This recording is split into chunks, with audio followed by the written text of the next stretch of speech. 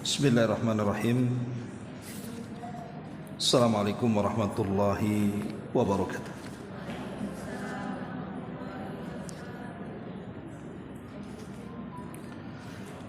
Bismillah wassalatu wassalamu ala rasulillah wa ala alihi wa sahbihi wa mawalah wa la hawla wa la quwata illa billahi wa ba'du. Alhamdulillah, segala puja dan puji hanya milik Allah subhanahu wa ta'ala. Salawat dan juga salam kita hadiahkan kepada Rasul kita Nabi besar Muhammad sallallahu alaihi wa ala alihi wasallam. Kita lanjutkan kajian kita, masih membahas kitab 175 Jalan Menuju Sorga, karya Nayyib bin Mamduh Al-Su'ud, dan kita masuk pada halaman ke 84 poin ke 33. Bagaimana caranya agar kita mendapat atau kita dapat menolak musibah yang datang secara tiba-tiba. Kita baca hadisnya baru kita jelaskan. Rasulullah sallallahu alaihi wasallam bersabda, "Man qala hina yumsi Bismillahilladzi la yadurru ma asmihi syai'un fil ardi wala fis sama wa huwa samiul alim thalatha marratin lam yusibhu faj'atu bala'in hatta yusbiha wa man qalaha hina yusbihu thalathu marratin lam yusibhu faj'atu bala'in hatta yumsiya." Barang siapa yang ketika memasuki waktu sore dia mengucapkan dengan nama Allah, zat yang dengan menyebut namanya sesuatu apapun yang ada di bumi dan di langit tidak bisa memberikan madarat kepadanya, dan dia maha mendengar lagi maha mengetahui, niscaya dia tidak tertimpa musibah secara tiba-tiba sampai dia memasuki waktu pagi. Dan barang siapa yang mengucapkannya ketika memasuki waktu pagi 3 kali, niscaya dia tidak tertimpa musibah secara tiba-tiba sampai dia memasuki waktu sore. Kemudian Rasulullah sallallahu alaihi wasallam juga bersabda, "Ma min 'abdin yaqulu fi sabahi kulli yawmin wa masa'in kulli lailatin bismillahi la yadurruhu ma asmihi syai'un fil ardi wala fis sama wa huwa samiul alim thalatha marratin lam yadurruhu syai'un." Tidak ada seorang hamba yang mengucapkan pada waktu pagi setiap hari dan pada waktu sore setiap malam dengan menyebut nama Allah, zat yang dengan menyebut namanya sesuatu apapun yang ada di bumi maupun di langit tidak bisa memberikan madarat kepadanya, dan dia maha mendengar lagi maha mengetahui, 3 kali, melainkan tidak akan ada satu apapun yang akan memadaratkannya. Baik ma'asyiral muslimat yang dimuliakan Allah subhanahu wa ta'ala, hadis ini mengajarkan kepada kita tentang zikir perlindungan. Walaupun hadis ini dalam bahasa ulama bentuknya khabar, penghabaran, siapa yang baca doa ini maka dia akan selamat dari musibah tiba-tiba. Ini kan penghabaran namanya. Tapi ada istilah ulama, al-khabaru urida bihi du'a. Di sini kabar bentuknya tetapi isinya doa. Jadi kalau membaca zikir ini sama dengan kita berdoa kepada Allah agar Allah memberikan perlindungannya kepada kita. Dan ini menunjukkan bahwa kalimat yasirah, kalimat yang pendek tetapi faedahnya besar. Jadi di sini ada kalimat singkat, zikir singkat, tetapi faedahnya besar sekali. Faedahnya itu luar biasa. Karena yang namanya musibah secara tiba-tiba ini bisa saja dialami siapapun.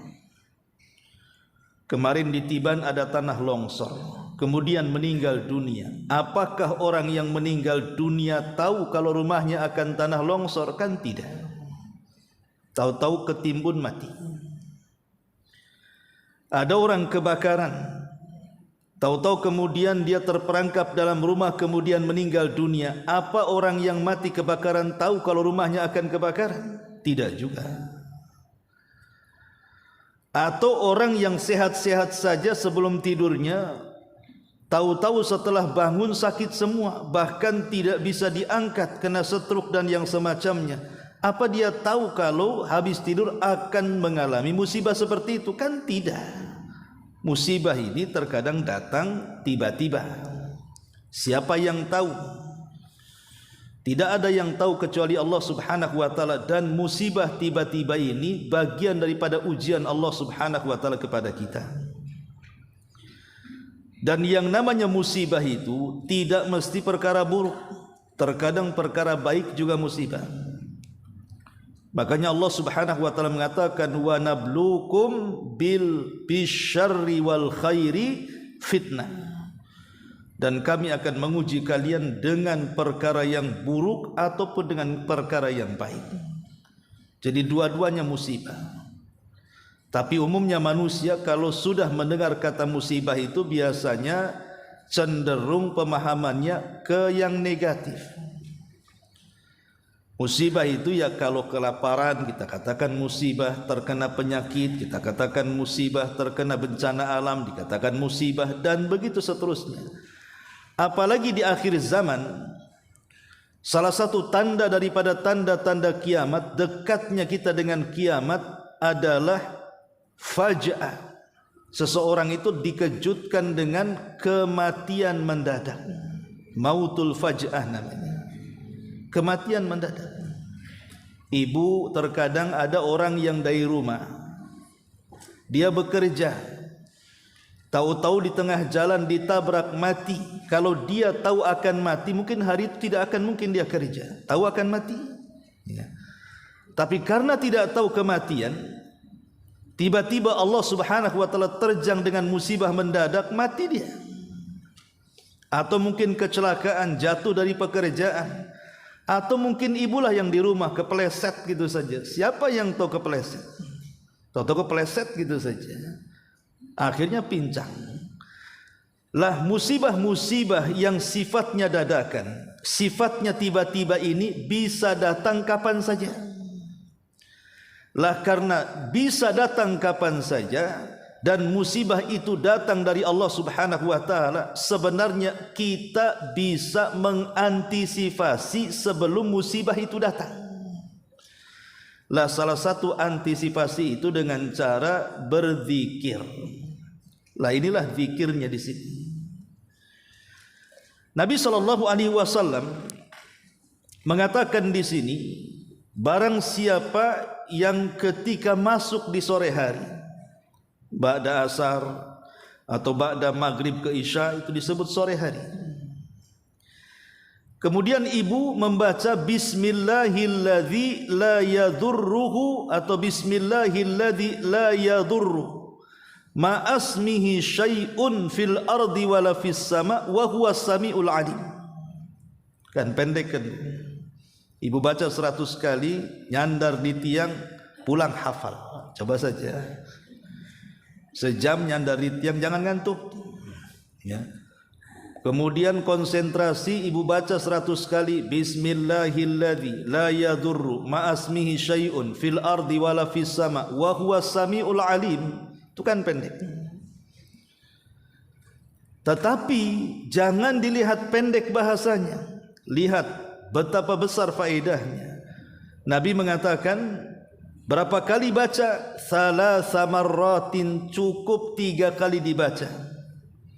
Kata Rasul, lam yusibhu faj'atu bala'in hatta yusbiha, maka dia akan tidak terkena musibah secara mendadak atau tiba-tiba sampai dia memasuki waktu pagi hari. Jadi satu malam itu ibu dijaga oleh Allah Subhanahu wa ta'ala. Boleh jadi malam itu ada yang iseng mau nyihir ibu, tidak jadi kena sihir. Ada orang yang hasad, kemudian dengki, akhirnya kedengkiannya melahirkan ain, penyakit mata, tidak terkena ain. Atau boleh juga mungkin ada musibah, hujan deras, banjir, alhamdulillah rumah kita tidak terkena banjir. Atau mungkin tanah longsor, alhamdulillah rumah kita tidak terkena longsor. Sekalipun terkena longsor, kita diselamatkan nyawanya. Jadi membaca zikir yang pendek ini bisa melindungi kita dari musibah yang sifatnya datang mendadak. Karena musibah yang datang mendadak ini, ibu, terkadang membuat shock orang itu. Betapa banyak orang yang shock kemudian gila gara-gara musibah mendadak. Artinya bahwa zikir ini termasuk hisnul muslim, penjagaan seorang muslim, supaya kita tidak terkena musibah mendadak. Banyak-banyaklah berzikir dengan doa ini. Kapan? Di waktu sore dan di waktu pagi. Ulama membahasakan dengan zikrus sabahi wal masa namanya. Zikir pagi dan petang. Inilah zikir pagi dan petang. Baca 3 kali di waktu pagi, baca 3 kali di waktu petang. Dan dari sini juga para ulama mengatakan bahwa manfaat zikir itu banyak sekali. Lah salah satunya lisyifa, untuk sebagai wasilah pengobatan. Lah namanya musibah mendadak itu kan bisa saja tiba-tiba sakit badan, kemudian kram semuanya, atau tersengat kalajengking atau apa, namanya mendadak kan begitu. Lah doa ini bisa mengobati itu semua. Anehnya bu, hadis ini perawi yang meriwayatkan adalah Utsman ibn Affan radhiyallahu anhu. Kemudian setelah Utsman ada seorang namanya Aban ibn Utsman. Aban ibn Utsman ini mendengar hadis dari Utsman bin Affan. Jadi hadis ini riwayat Utsman bin Affan, diambil oleh Aban bin Utsman. Satu hari Aban bin Utsman yang meriwayatkan hadis ini dari Utsman, dia sedang hadir di majelis ilmu. Di malam harinya, ketika dia habis tidur, rupanya ada sebagian anggota badannya itu tidak bisa digerakkan, alias stroke bahasa kitanya. Tapi dia tetap datang dan hadir di majelis ilmu. Kemudian ada kawannya sebelah melihat Aban ibn Utsman ini kok nampaknya ada sesuatu di anggota badannya. Padahal Aban ibn Utsman ini yang meriwayatkan hadis ini. Jadi orang ini melihat Aban ini heran, seolah-olah apa? Seolah-olah orang yang membaca doa ini yang katanya tidak akan tersentuh dengan musibah mendadak, kok yang meriwayatkan hadisnya malah tersentuh musibah gitu maksudnya. Paham bu ya? Jadi Aban ibn Utsman menjelaskan kepada kawannya, dan mengatakan memang hadis itu aku yang meriwayatkan dari Utsman ibn Affan radhiyallahu anhu. Tetapi entah kenapa semalam aku lupa membacanya. Karena aku lupa membacanya, maka Allah Subhanahu wa taala menjalankan takdirnya kepadaku. Maka sekarang sebagaimana engkau lihat, salah satu dari anggota badanku terkena penyakit. Kemudian Al-Imam Al-Qurtubi rahimahullahu taala juga memberikan catatan kepada hadis ini. Apa kata Imam Qurtubi? Dia mengatakan, aku ini tidak pernah meninggalkan doa ini baik pagi ataupun petang. Seumur hidupku, kata Imam Qurtubi, aku tidak pernah meninggalkan membaca doa ini pagi dan petang. Tetapi Allah takdirkan satu hari ketika aku berada di Madinah, kata Imam Qurtubi, aku lupa pagi tidak membaca, malam pula tak membaca. Faludigtu, tiba-tiba aku disengat kalajengking. Dari sini kita melihat keyakinan para sahabat Nabi SAW dan para ulama salaf tentang zikir dan doa yang mereka baca.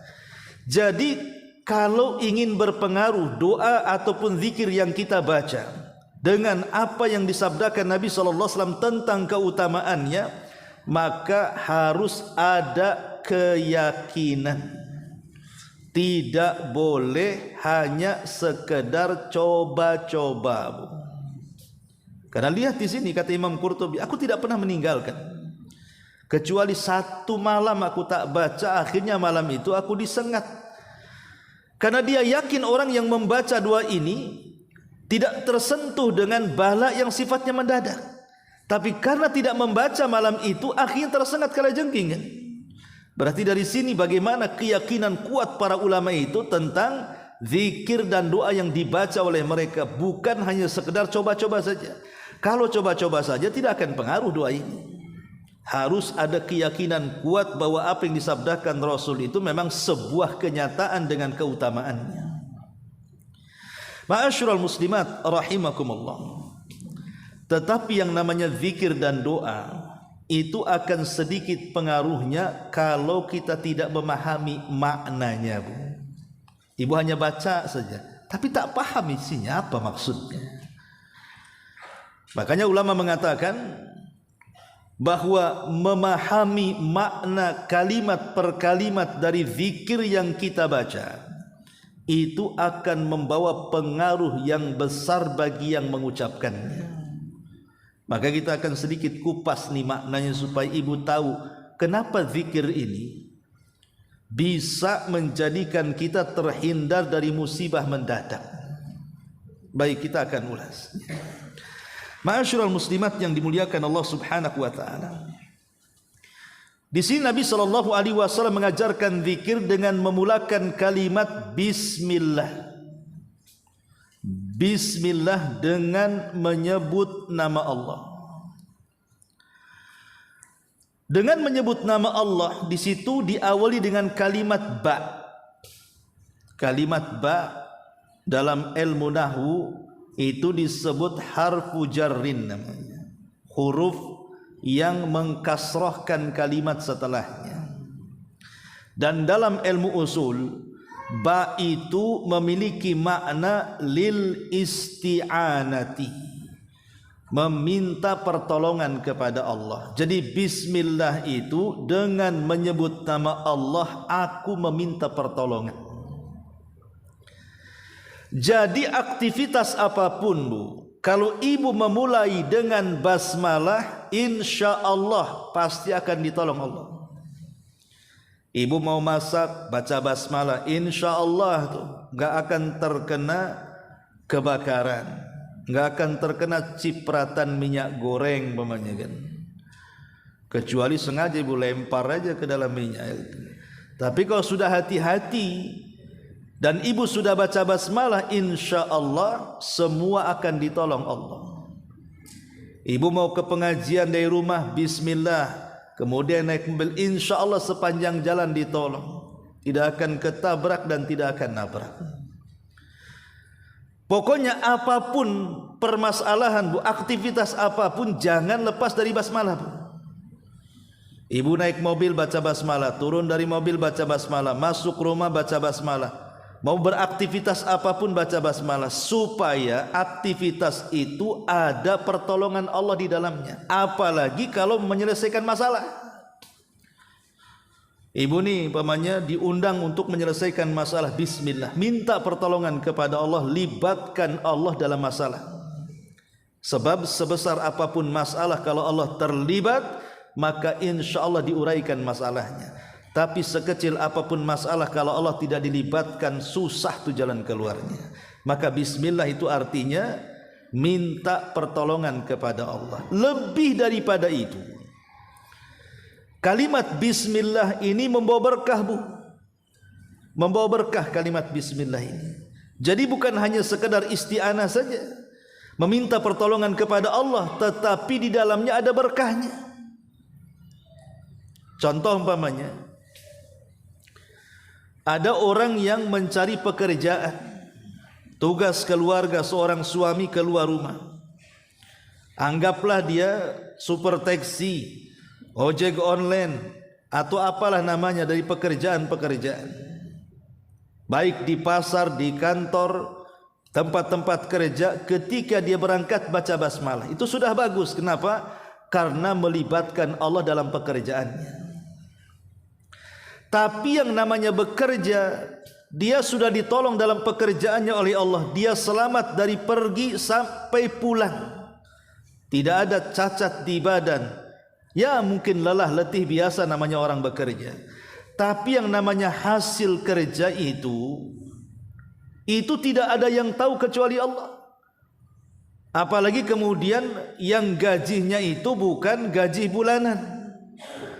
Boleh jadi mungkin kadang satu hari dapat 100, kapan 200, atau kadang juga 50.000, kan tidak tahu. Tetapi harus diyakini bahwa kalau dia ketika bekerja mengucapkan basmalah, bukan hanya sekedar melibatkan Allah dalam pekerjaan, tetapi hasil yang akan didapat diberkahi itu. Terkadang ada orang yang dapat 300, kalau tidak diberkahi dalam satu hari, kayak uang hantu Bu. Kemana nih uang kok tahu-tahu habis saja. Tetapi terkadang dapat 50.000 satu hari, berkahnya luar biasa, kebeli semuanya. Kebeli ini, kebeli itu, ya mungkin sambil utang juga lah. Maksudnya di sini keberkahan itu dia rasakan. Walaupun sedikit berkah itu kan masih mendingan dibandingkan banyak tak berkah. Lah itulah pentingnya baca basmalah. Makanya kenapa doa ini dimulakan dengan baca basmalah, supaya ada pertolongan Allah di dalamnya dan supaya ada keberkahan di dalamnya, gitu maksudnya. Itulah faedah bismillah itu. Ya. Ibu motong hewan, nyembelih, bismillah, meminta pertolongan kepada Allah. Takutnya bukan leher binatang yang kena, jari ibu yang patah. Enggak tahu. Ya kan, mungkin saking tajamnya itu pisau itu. Makanya saya heran juga kenapa pisau dapur ibu-ibu itu tidak ada yang tajam ya. Mungkin takut keiris jarinya ya. Nah itu baca basmalah itu penting tuh, takut keiris jarinya. Lah ketika baca basmalah juga jadi berkah makanannya tuh. Jadi hewan yang kita sembelih dengan baca basmalah jadi berkah, jadi sehat badannya gara-gara makan ayam yang kita sembelih dengan baca basmalah. Itulah keberkahan basmalah. Lah di dalam doa ini Rasul memulakan dengan baca basmalah. Kemudian kata Nabi SAW, alladzi la yadurru ma'asmihi syai'un fil ardi wala fis sama. Dengan menyebut nama Allah, alladzi la yadurru. Kata Nabi SAW, alladzi yang la yadurru, tidak memadaratkan, ma'a ismihi, bersama penyebutan namanya. Dengan penyebutan bismillah tadi tidak akan membawa madarat fil ardi wala fis sama, baik madarat yang timbul dari bumi ataupun madarat yang timbul dari langit. Namanya madarat itu kan dari dua arah di sini. Bisa dari bumi, bisa dari arah langit. Ya dari bumi ya macam-macam. Namanya madarat kan musibah, Bu. Yang saya contohkan tadi, terkadang banjir itu juga madarat. Kemudian hujan lebat, angin puting beliung, tanah longsor, tsunami, gempa dan yang semacamnya, itu namanya madarat dari bumi itu. Atau madarat dari langit. Ya bisa saja kemudian dari langit itu kan macam-macam yang ada di udara itu. Bisa berupa bakteri, ya seperti mungkin tahun-tahun kemarin ada corona dan begitu seterusnya. Atau mungkin angin puting beliung yang mengangkat batu ke langit kemudian tertimpa pula ke bumi. Itu madarat dari langit. Semua disebut madarat. Lah di sini Nabi SAW mengatakan kalau kita menyebut nama Allah Subhanahu wa taala, maka kita akan terhindar dari madarat yang ada di bumi atau madarat yang turun dari langit. Wa huwas samiul alim, dan dia zat yang maha mendengar lagi maha mengetahui. Mendengar akan doa-doa kita, mengetahui akan hajat-hajat kita. Kita harus yakin ketika mengatakan as-sami al-alim, ini bagian tawassul dengan nama-nama Allah. Tawassul dengan nama Allah itu disyariatkan.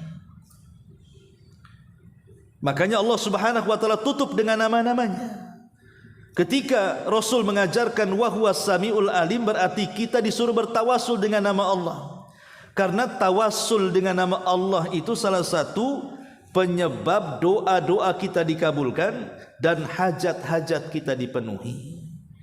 Kan tawassul itu kan ada 3 macam yang disyariatkan, Bu. Pertama, tawasul dengan nama-nama Allah seperti dalam hadis ini. Tawasul dengan nama Allah As-Sami, tawasul dengan nama Allah Al-Alim. Yang kedua di sana ada tawasul dengan amal saleh, seperti kisah 3 orang yang terjerembab dalam gua. Dia safar, capek, kemudian nampak ada gua, masuk dia ke gua, istirahat di situ.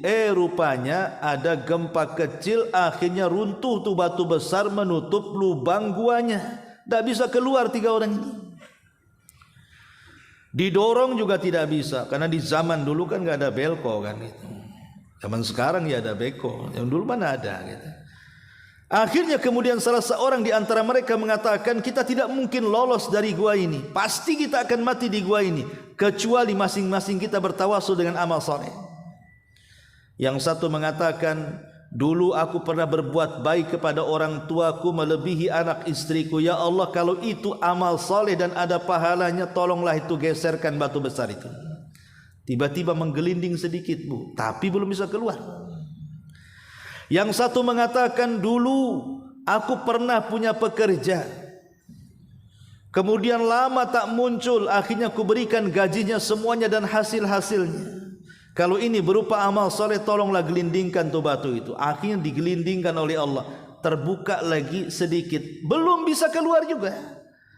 Sampai yang ketiganya mengatakan, dulu aku hampir berzina ya Rabb, tapi aku takut dan aku menjaga kehormatanku. Kalau dengan perbuatanku ini ada pahalanya, tolong gelindingkan batu itu. Akhirnya tergelinding, semua bisa keluar. Itu namanya tawasul dengan amal soleh.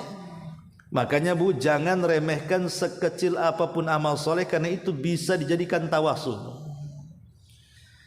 Kenapa saya katakan jangan remehkan sekecil apapun amal soleh? Karena biasanya yang kecil itu lebih ikhlas, lebih diterima dibandingkan yang besar kan. Yang sering saya contohkan, ibu infak 1000 lebih ikhlas dibandingkan 1 juta kan. Karena 1 juta kepikiran terus tuh. Dulu aku sumbang 1 juta. Kok ingat nominalnya? Ingatlah karena 1 juta. Coba ada kotak infak hari-hari muter, ibu kasih 2000, 3000, dah lupa tak berapa di kotak infak tuang saya. Terkadang amal kecil ini itu pula yang menjadikan keikhlasan kita yang berpahala, karena kita akan bertawasul harus dengan yang ikhlas. Amalan yang ikhlas itu yang ibu pernah lakukan apa gitu. Sebutlah ibu ketika ibu sakit, ya Allah tolonglah sembuhkan saya. Dulu saya pernah beramal soleh, kalau itu sebuah keikhlasan, tolonglah sembuhkan gitulah. Itu namanya tawasul tuh dengan amal soleh. Atau yang ketiga, tawasul dengan meminta doa orang soleh. Tidak mesti ustaz, tidak mesti kiai, tidak mesti tuan guru. Mungkin ibu punya kawan nampak soleh dia, rajin sholatnya, rajin ibadahnya, tutur katanya, akhlaknya bagus dibandingkan yang lainnya. Datang ke kawannya minta doanya. Ya, jadi itulah tawasul yang disyariatkan. Lah di sini tawasul yang disyariatkan salah satunya tawasul dengan nama-nama Allah Subhanahu wa taala, kalimat As-Sami'ul Alim. Bahwa Allah itu zat yang maha mendengar. Kalimat maha mendengar ini artinya Allah mendengar segalanya. Baik ibu di keramaian, baik ibu sendirian, baik ibu mengucapkan dalam hati, baik ibu mengucapkan lewat lisan dikeraskan, Allah tahu. Bahkan sebelum ibu mengucapkan, Allah sudah tahu dan dengar tuh. Sehingga kalau kita meyakini kalimat sami kemudian kalimat alim, tumbuh muraqabah, kita merasa diawasi Allah, sehingga kita tidak mungkin mengucap kecuali yang santun. Kalau yang buruk pasti didengar Allah. Dengan meyakini Allah maha mengetahui, kita tidak mungkin bermaksiat, sebab kalau bermaksiat pasti Allah tahu walaupun manusia tidak tahu. Maka lahirlah dua kalimat ini. Kalau dipraktekkan, ibu akan jadi orang baik. Masalahnya sering saya katakan, Bu, orang terkadang beriman kepada Allah Subhanahu wa taala itu hanya sekedar beriman kepada zatnya saja, kepada wujudnya saja, yakin Allah itu ada, tetapi tidak sampai beriman kemahaan Allah. Padahal maha Allah itu harus diimani juga. Maksud saya begini, saya atau ibu yakin dan percaya bahwa Allah itu maha mendengarkan. Yakin kita dan percaya Allah maha mendengar. Tidak ada orang yang mengatakan Allah tuli. Tapi tidak semua orang yang yakin dan percaya Allah itu maha mendengar, ucapan sehari-harinya merasa didengar Allah. Itu masalahnya. Saya ulangi, tidak semua orang yang yakin Allah maha mendengar, dia menjaga lisannya. Bahwa lisannya itu kalau ngomong didengar Allah.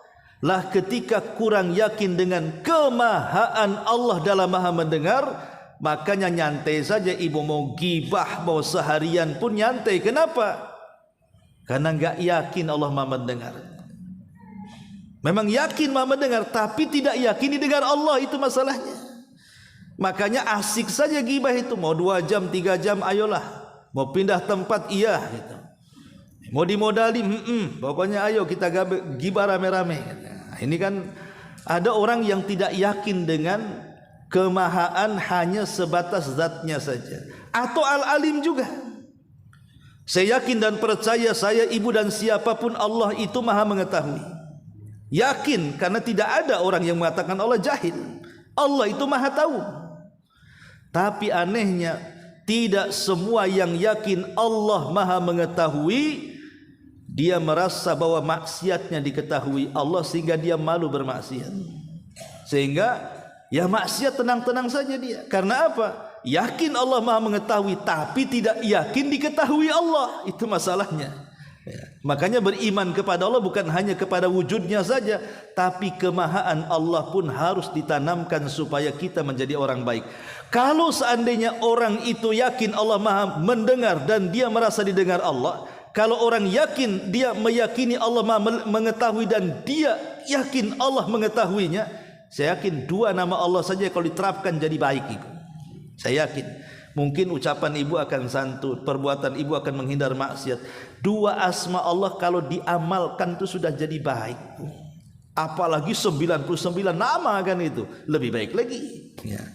Lah makanya doa di sini Nabi SAW mengajarkan kepada kita doa yang sangat pendek tapi faedahnya besar. Bismillahi la yadurruhu ma'asmi syai'un fil ardi wala fis sama wa huwas samiul alim. Baik, kita akan baca sama-sama ibu ya, supaya jangan salah menyebut. Mungkin yang biasa zikir pagi petang hafalah. Kita mulai. Bismillahi alladzi la yadurru ma'asmihi syai'un fil ardi wala fis sama wa huwas samiul alim. Ulangi, bismillahilladzi la yadurru ma asmihi syai'un fil ardi wala fis sama wa huwas samiul alim. Coba baca sendiri, Bu.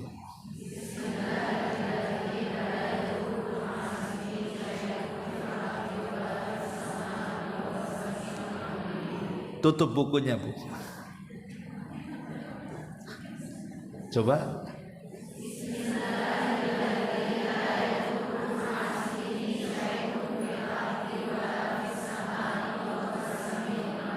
Masya Allah, mumtaz. Taib, ini hadis yang pertama. Kemudian hadis yang kedua di sini, Rasulullah sallallahu alaihi wasallam mengatakan, "Ma min 'abdin yaqulu fi sabahi kulli yaumin wa masa'i kulli lailatin." Tidak ada seorang hamba yang mengucapkan pada waktu pagi setiap hari, pada waktu sore setiap malam, sama bismillahilladzi la yadurru ma asmihi syai'un fil ardi wala fis sama wa huwas samiul alim thalatha marratin lam yadurruhu syai'un. Ini umum. Kalimat lam yadurruhu syai'un, madarat apapun, musibah apapun tidak akan menyentuhnya. Syai'un itu umum, nakirah tufidul umum. Dalam bentuk nakirah menggunakan tanwin itu memiliki faedah umum, artinya segala sesuatu yang memadaratkan dia maka tidak akan menyentuh orang yang membaca zikir pagi petang dengan mengucapkan 3 kali lafaz ini setiap pagi dan 3 kali lafaz ini setiap petang.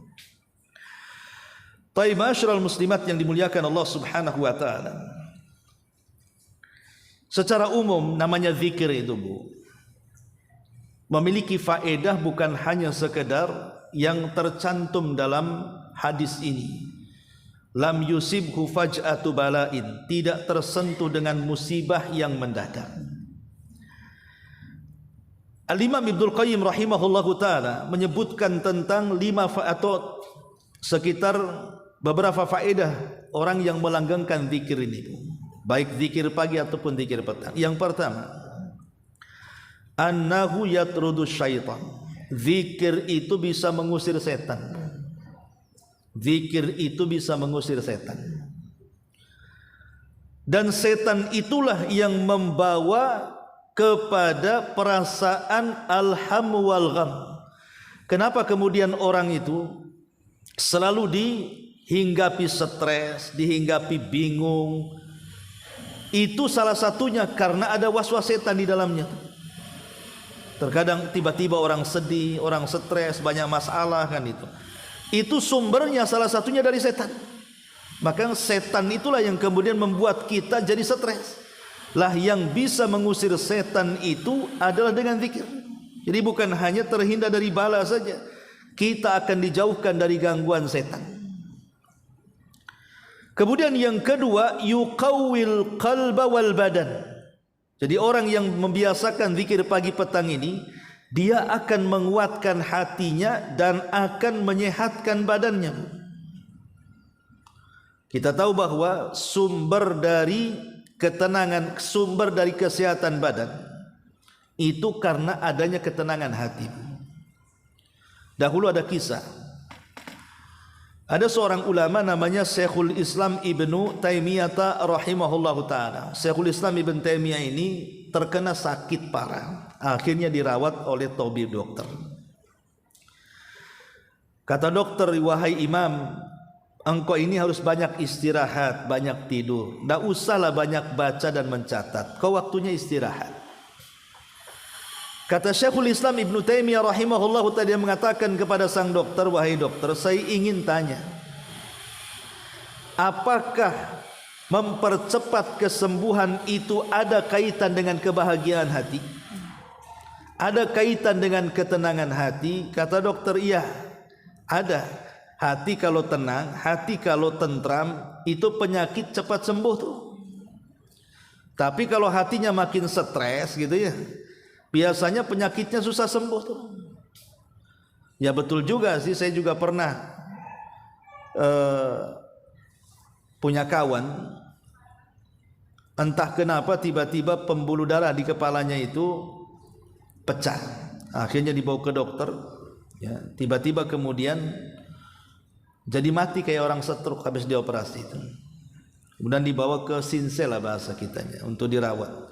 Lah dokter, dia juga dokter ngerangkap Sinsel juga. Jadi meminta kepada keluarganya agar dihibur hatinya untuk mempercepat motorik gerak kepalanya itu katanya.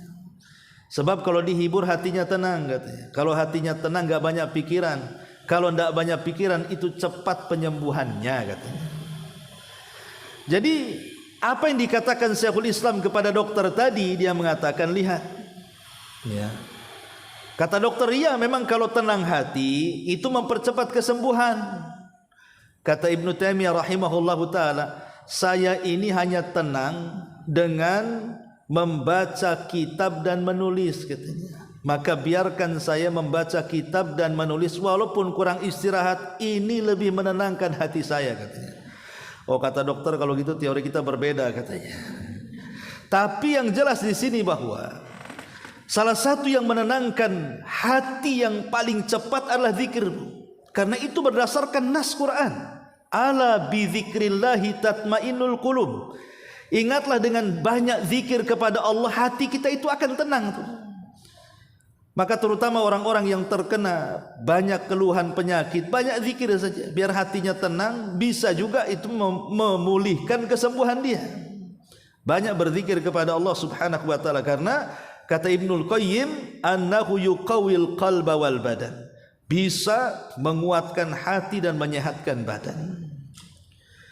Bahkan wa yunawwirul wajha wal qalba wa yajlibur rizqa. Lebih daripada itu kata beliau, bisa membuat bercahaya di wajahnya, bercahaya dalam hatinya, dan mudah mencari rizkinya.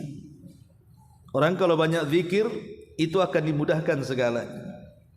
Ini yang kedua. Kemudian yang ketiga, annahu yurisu al-muraqabata. Bahwa memperbanyak zikir itu kalau kita resapi Bu, itu hakikatnya kita sedang menanamkan sifat ihsan, merasa diawasi Allah. Karena kalau orang banyak berzikir minimalnya ngurangi gibah kan Bu. Orang kalau banyak berzikir gibahnya kurang. Orang kalau jauh dari zikir gibahnya kencang biasanya. Coba saja kan gitu. Orang kalau berzikir merasa diawasi masalahnya. Masa nih orang yang diawasi kemudian ibu ngerumpi gibah bicarakan orang, kan enggak elok gitu, karena sedang berzikir. Maka zikir itu yang ketiga bisa mewarisi muraqabah, merasa diawasi oleh Allah Subhanahu wa taala. Bahkan lebih daripada itu, yurithu hayatal qalbi, bisa menghidupkan hati. Zikir itu bukan hanya menenangkan hati tapi menghidupkan hati. Dan ingat, hati yang mati itu karena hati yang tidak berzikir. Orang yang tidak berzikir itu kayak bangkai berjalan kata ulama itu. Memang dia hidup tapi hakikatnya dia mati. Makanya istilah para ulama kayak bangkai berjalan, itulah orang yang tidak berzikir itu. Tapi kalau orang yang berzikir betul-betul orang hidup yang berjalan. Karena kehidupan hakikat itu adalah kehidupan hati sebelum kehidupan badan. Karena zikir itu bicara ruh, bukan bicara badan. Zikir itu bicara ruh, bukan bicara badan. Dalam anggota badan kita ini, dari kepala sampai kaki, itu kan terangkai antara ruh dan badan. Dari dua perkara ini mana yang lebih mulia? Badan ke ruh ke? Kita katakan ruh lebih mulia dibandingkan badan. Selama ruh masih menempel di badan, selama itu manusia dihormati Bu.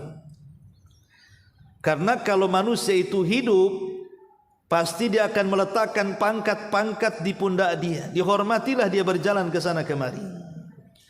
Tapi kalau ruhnya dicabut, maka pangkatnya juga hilang. Karena biasanya kalau orang mati, tidak ada lagi pakai pakaian pangkat-pangkatan itu, bintang-bintangan itu. Yang ada itu semua warna hitam. Itulah kain kafan Bu. Ibu pernah melihat ada orang dikafani kemudian ditaruh bintang-bintang di pundaknya? Ngapain dia mau mati? Orang mati kan semua sama. Mau anda presiden ya itu pakaiannya, mau anda menteri ya itu pakaiannya, mau anda orang kaya itu juga pakaiannya. Nggak ada, kalau sudah ruh dicabut tuh kemuliaan hilang di situ. Orang itu mulia itu karena ruhnya di situ tuh maksudnya. Lah ruh ini perlu asupan, bukan hanya badan saja. Bahkan asupan ruh itu harus lebih banyak dibandingkan asupan badan. Lah asupan ruh itulah zikir yang kita baca, itu asupannya itu. Supaya ruh kita ini auranya positif. Ketika aura positif di dalam ruh itu mempositifkan semua badannya. Karena Rasul yang mengatakan, nih kalau segumpal daging dalam badan kita baik, maka semua akan menjadi baik. Tapi kalau segumpal daging yang di badan kita buruk, maka semua akan buruk. Itulah hati, kata Rasul. Lah ruh itulah intinya di situ. Kemudian juga lebih daripada itu, annahu yusabbibu linuzuli rahmati wassakinah. Bahwa zikir pagi petang ini juga bisa mendatangkan ketenangan dan rahmat Allah Subhanahu wa taala, dan bisa melembutkan hati yang keras.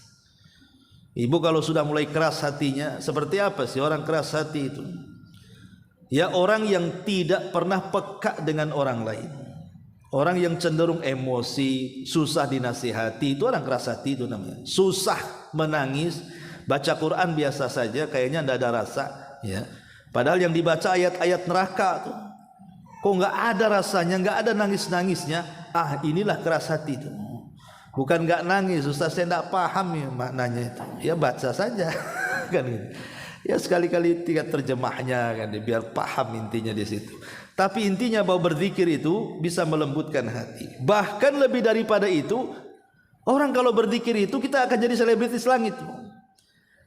Karena kalau kita berzikir di keramaian orang, maka Allah akan menyebut nama kita di keramaian para malaikat. Kalau kita berzikir sendirian, maka akan disebut di sisi Allah saja. Nah itulah, dan banyaklah kalau kita cerita tentang keutamaan zikir kepada Allah Subhanahu wa taala. Tapi yang jelas bahwa doa ini, Bismillahi la yadhurru ma'asmi syai'un fil ardi wala fis sama wa huwas samiul alim, adalah zikir wasilah untuk keselamatan kita. Kalau kita ingin selamat di dunia, maka banyak-banyak membaca zikir di sini. Kan semua orang ingin selamat tidak tertimpa penyakit, ingin selamat tertimpa musibah, ingin selamat supaya tidak ada bala, tidak terkena virus dan yang semacamnya. Tapi kalau seandainya ibu sudah baca nih, pagi iya, sore iya, tapi masih juga terkena penyakit, masih juga terkena musibah, maka itu sudah takdir. Jangan salahkan zikirnya. Ibu sudah berupaya kan, berarti ibu sedang diangkat derajatnya dengan musibah itu, sedang digugurkan dosa-dosanya. Bahkan lebih daripada itu, ibu tercatat akan menjadi orang-orang mulia di sisi Allah Subhanahu wa taala, karena ibu termasuk orang yang dicintai Allah. Karena Allah yang mengatakan, atau Rasul yang mengatakan, innallaha idza ahabba 'abdan ibtalahu. Allah itu kalau suka dengan seorang hamba pasti diuji tuh hamba itu. Kalau dia redha dengan ujian, Allah redha. Tapi kalau dia tidak redha dengan ujian, maka Allah Subhanahu wa taala akan murka kepadanya. Ini diantara keterangan hadis dari poin ke-33. Wallahu a'lam bishawab. Mungkin sampai di sini singkat-singkat saja. Sebelum saya tutup, silakan kalau ada yang mau bertanya.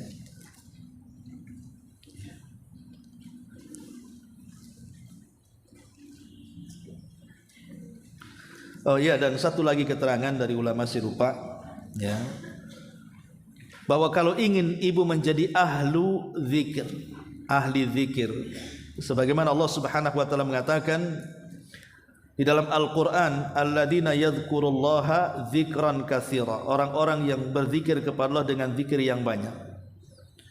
Ibu bisa menjadi ahli zikir, dan ahli zikir itu bukan setiap hari ibu, setiap menit, setiap detik, setiap jam ibu membaca tasbih, tahlil, enggak begitu.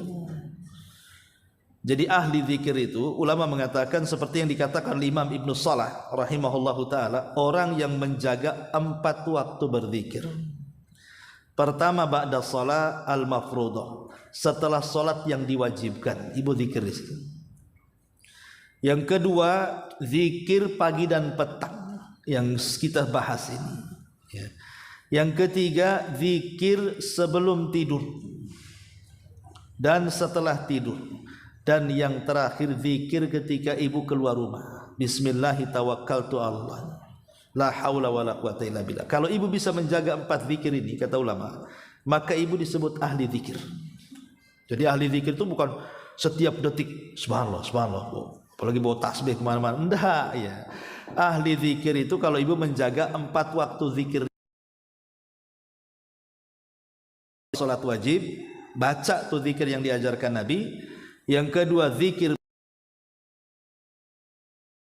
sebelum tidur dan sesudahnya. Dan yang keempat zikir ketika ibu keluar rumah. Kalau kita bisa mendawamkan 4 tempat zikir ini, ibu disebut ahli zikir kata ulama ya. Wallahu a'lam. Itu sebagai tambahan. Baik, kalau tidak ada yang tanya? Tidak ada? Alhamdulillah. Tutup dengan doa kafaratul majlis. Subhanakallah bihamdika asyhadu an la ilaha illa anta astaghfiruka wa atubu ilaik. Allahu ta'ala